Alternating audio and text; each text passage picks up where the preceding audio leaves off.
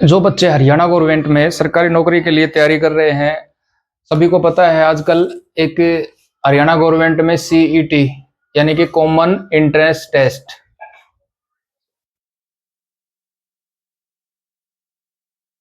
ये सभी भर्तियों के लिए कंपलसरी कर दिया है। और पिछले 2 साल से जितने भी 5-7 भर्तियां हुई हैं, सभी भर्तियों में इसी की मेरिट के अकॉर्डिंग क्या है, आगे जो बच्चे हैं वो स्क्रीनिंग के लिए बुलाए थे। जितनी भी अच्छी पोस्ट थी, जो भी अच्छे पद थे, अब क्लर्क से लेकर आपके इसमें इनकम टैक्स इंस्पेक्टर भी थे और एक दो और भी अच्छी पोस्ट थी। अब यहाँ सभी पोस्ट के लिए अलग अलग इन्होंने क्राइटेरिया निर्धारित कर लिया था। अब जैसे इन्होंने इसका क्वालिफाई का नेचर तो कर दिया था 40%, बट क्या था उसमें मेरिट भी जरूरी थी और मेरिट के अकॉर्डिंग उन्होंने क्या लिया था, आगे जो भी जिस पोस्ट का, जैसे आपके पास क्लर्क है तो उसके लिए 55 to 60 कुछ ऐसे कट ऑफ गई थी। और इसके बाद जो ऊपर वाली और भी पोस्ट थी, जो अच्छी पोस्ट थी, उसके लिए 65 अब वो भी गया था। तो इस प्रकार से अब ये कंपलसरी कर दिया है, ये सीईटी है हरियाणा की जो जितनी भी भर्तियों में है। और सभी बच्चे अब इसकी तैयारी में जुट भी गए होंगे क्योंकि इसका रजिस्ट्रेशन 2025 के लिए आ चुका है। और मेरा मानना ये है, जो बच्चे तैयारी करते हैं या लास्ट टाइम जो जिस बच्चे का रिजल्ट है वो थोड़ा वीक रहा था, जैसे 65 बिलो रहा था, तो वो अब अपनी तैयारी को आराम से या जी लगा के तैयारी शुरू कर दे, क्योंकि आने वाले टाइम में जब भी आपके पास हरियाणा गवर्नमेंट में जब भी भर्तियां निकलेंगी तो आपके लिए एक बड़ा बम्पर मौका होगा।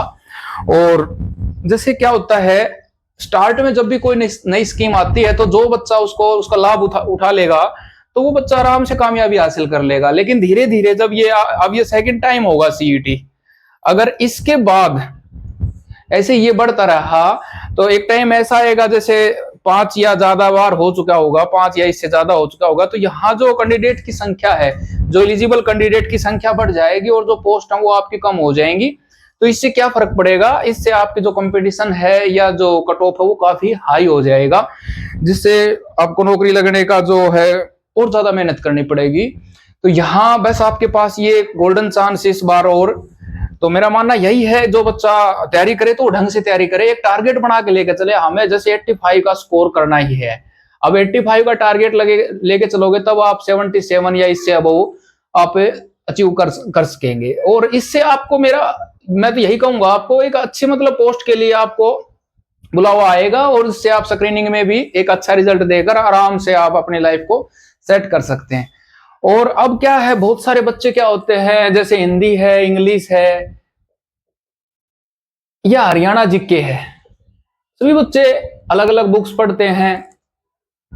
अच्छी बात है, यहाँ इनकी सभी बच्चे क्या है, 10th क्लास या 12th क्लास में जितना ही पढ़ा है वही लेवल आता है इसमें सीईटी में। बट और भी अब ज्यादा कंपटीशन बढ़ने लग रहा है तो बच्चे क्या है 90+ स्कोर भी लेने लग गए।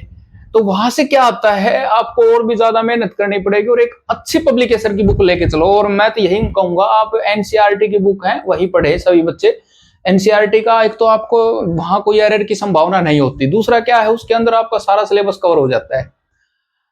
अब बहुत सारे बच्चे, इसका जो मेन है वो है मैथमेटिक्स वाला पोर्शन, इसका जो मेन पोर्शन है वो मैथमेटिक्स और इसके साथ साथ है रीजनिंग। अब बहुत सारे बच्चे यहां आके पजल हो जाते हैं और एक मैथ को फोबिया के रूप में लेके चलते हैं और इस पार्ट को बहुत सारे बच्चे कवर नहीं कर पाते, जिससे उनकी जो मेरिट है वो डाउन होती है और वो बिलो 60 के आसपास ही रह जाते हैं। यहाँ उनका पकड़ अच्छी है और इसके बावजूद क्या होता है, वो मैथमेटिक्स या रीजनिंग में कम स्कोर करके वो अपना स्कोर यहाँ तक ही पहुंच पाते हैं और जिससे ये सोचते हैं कि हमारा स्कोर अच्छा नहीं गया या हम कामयाब नहीं हो पाए। तो उसमें डरने की बात नहीं है। मैथ मैं मानता हूं जो बच्चा, बस ये है ये कि आपको प्रैक्टिकल सब्जेक्ट है, इसमें आपने थोड़ा सा टाइम ज्यादा देना पड़ेगा और सब्जेक्ट कंपेयर में।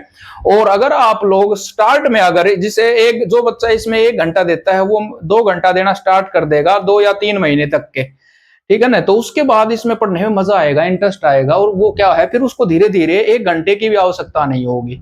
अगर एक बार आपकी पकड़ हो जाती है मैथ में, स्टार्ट में आपका बेसिक मजबूत हो जाता है तो धीरे धीरे आपको मजा आएगा इसमें पढ़ने में और आपके जितने भी कंसेप्ट क्लियर होने हैं वो हो जाएंगे। अब आपको फिर आप जितना भी कंपटीशन एग्जाम दोगे, बैंक का है, हरियाणा सीईटी है या एसएससी है या सीजीएल है, उसके लिए तो और भी इंपॉर्टेंट है ये। तो मैं आपको इसमें मैथमेटिक्स के हर रोज कम से कम 15 से 20 क्वेश्चन बना के दूंगा, और जब आपका सीईटी है उस टाइम तक आपके 500 क्वेश्चन हो जाएंगे, और मैं ये आपको गारंटी देता हूँ उस 500 क्वेश्चन में से ही आपको लगभग ये जो 15 क्वेश्चन है उसमें से 12 से लेकर 15 तक क्वेश्चन बिल्कुल मिलेंगे। अब ये तो है नहीं सेम टू सेम होगा, बिल्कुल उससे मैच करते हुए क्वेश्चन मिलेंगे, और आपको मैं एक बिल्कुल आसान तरीके से मैथ करवाऊंगा। यहाँ एक आपको हरियाणा सीईटी में इतनी खास जरूरत नहीं है कि हम टाइम, अगर आपके पास एक क्वेश्चन के लिए 30 सेकंड का टाइम है तो वो बेस्ट है, ठीक है ना। सीजीएल वगैरह जब हम देते हैं तो उसमें आपको टाइम का ध्यान रखना पड़ता है, और यहाँ सीईटी में इतना खास अभी तक तो हुआ नहीं है, लेकिन आगे आगे जब जब इसका लेवल बढ़ता जाएगा तो आपको वहां भी टाइम का विशेष ध्यान रखना पड़ेगा। तो अब हम यहाँ स्टार्ट करते हैं, और आपको मैं डेली 15 से 20, तो बस यही है, आप डेली इस जितने भी मैथमेटिक्स क्वेश्चन है इनको ध्यान से कॉपी पेन लेकर और अपना साथ साथ उनको नोट करें क्या आपने मैंने मेथड अपनाया है, और उसको आप रिवीजन करें 2 से 3 बार एक क्वेश्चन को निकाल के देखेंगे तो आराम से आपको मैथ है बिल्कुल सरल लगेगा, बिल्कुल ईजी लगेगा। और मैथ से आसान सब्जेक्ट है भी नहीं, बस खाली आप लोग इससे थोड़ा मेहनत करने से कतराते हैं। यहाँ ये प्रैक्टिकल सब्जेक्ट है, प्रैक्टिस ज्यादा मांगता है।